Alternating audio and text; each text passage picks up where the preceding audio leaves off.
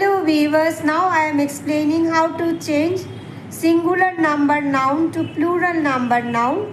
Add s only in case of regular noun, cow, cows, book, books.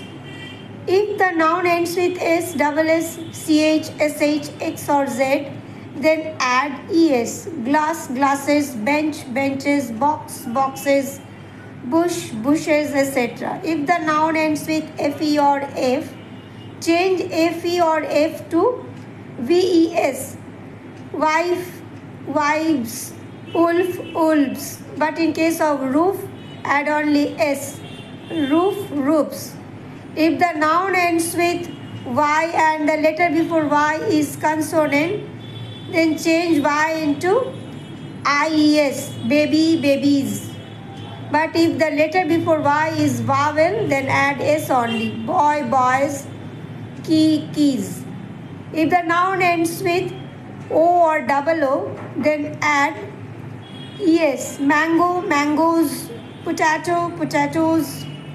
But there is an exception to the rule. If it is piano or photos, then add s only. Piano, pianos, photo, photos. If the noun ends with us, then add I to make it plural. Fungus, fungi. Now, if the noun ends with on, then add a only. Phenomenon, phenomena. Now, there are certain nouns, they do not change from singular to plural. Sheep, deer, etc. Now the next rule is that if the noun ends with is, then add es to make it plural. Vases.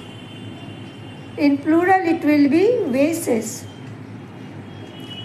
So while changing from singular to plural, the students of primary classes, you have to follow certain rule to make the noun singular to plural, but you have to change the verb as well.